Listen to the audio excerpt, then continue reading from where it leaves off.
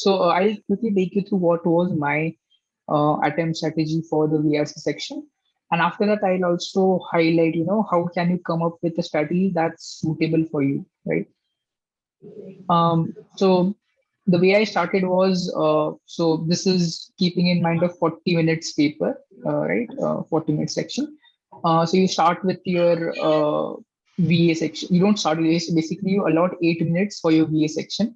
And whatever is the remaining time, so 32 minutes you have, you divide it equally amongst the RCs that you have. So in case there are 4 RCs in a paper, you have 8 minutes. If you have 5 RCs, you'll have 6 point something minutes, right? So what I did was I created a time limit for each RC that I'll attempt. Okay. So I started with the RCs, and another thing is that I attempted the RCs in the order they appeared. Right. I did not try to figure out which is the easy RC, which is the tough RC. I didn't spend time on that. Rather, I just started attempting the RC from the first one that is available. And this is very important. Like the goal that you should have in your mind is you should go through all the questions of the RC and attempt the doable ones in whatever time limit you have set for yourself. So for my time limit was 8 minutes per RC. So my goal was, so if the RC has 4 questions, I should read the RC. I should go through the 4 questions and attempt whichever are doable ones, right? So whenever you get stuck on a particular question, just mark it for you and move on to the next, right? And as soon as your 8 minutes are over, so for me, as soon as my 8 minutes are over, I moved on to the next RC, irrespective of how many questions I've attempted. There have been sections in which I've just attempted 2 questions from an RC and I've still moved on, uh, irrespective of those 2 remaining questions, right? And why is this? This is basically to create that sort of discipline, because the kind of person I am, if I get stuck in a question or if I fall in love with a question, I'll spend too much time over it. I would forget that there is a timer. So this is something that I had in mind to keep myself disciplined. Now, after you're done with, so you have these 8 minutes per RC. After you're done with the 32 minutes, after you're through your 4 RCs, you go to your VA section. Now, again, VA section, here I chose which questions I attempted first, for the simple reason that I was more comfortable in a particular type of question than the other, right?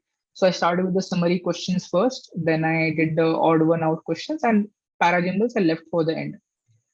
Again, I'll reiterate the same goal here.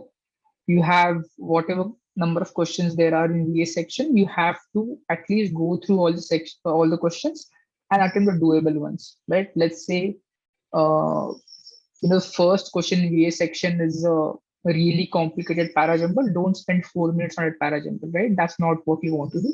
What you want to do is identify the easier ones and get those right first, right? So again, the same thing. If you get stuck, move on, mark it for you and move on. And this is another tip, right? Basic tip. So VA has, most of them are theta questions. So mark something, right? Don't leave it blank.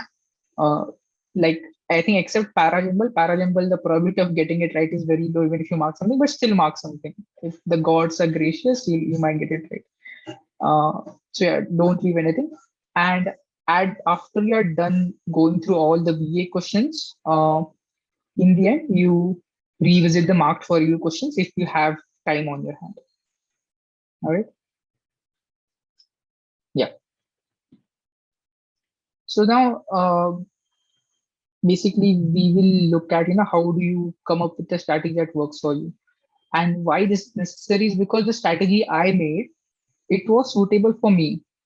Now, each person is different. Each person has different, reading comprehension levels. They are one might be more comfortable with RCs, one might be more comfortable with VA.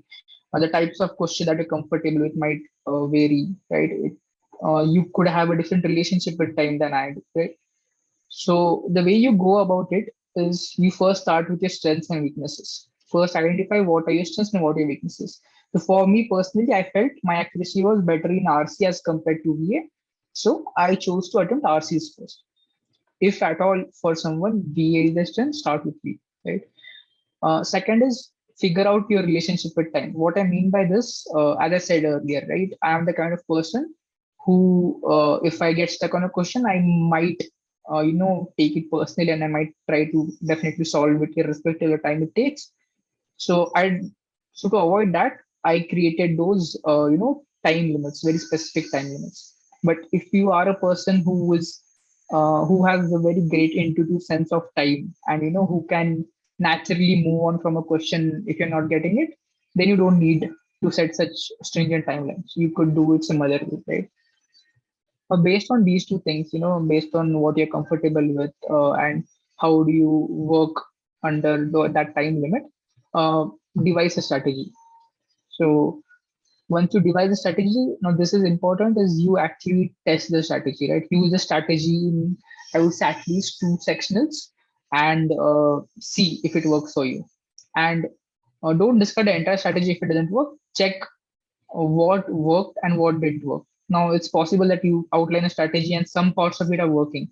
So you want to keep that part, and then you want to update whatever isn't working for you. And I think here what is important is use of sectionals, because you can't take 2 hour mocks every time to test out a strategy and to update the strategy, right? So here you can use sectionals to the best.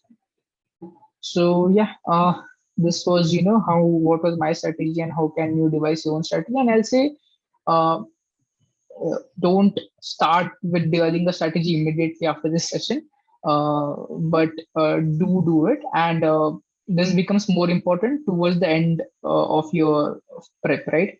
I would say once you have 1.5 months or 2 months for your exam, you should have one final strategy. But that's what I did, right? You don't experiment in the last 2 weeks of your CAT exam. So have your final strategy nailed down by at least 1 month before the exam.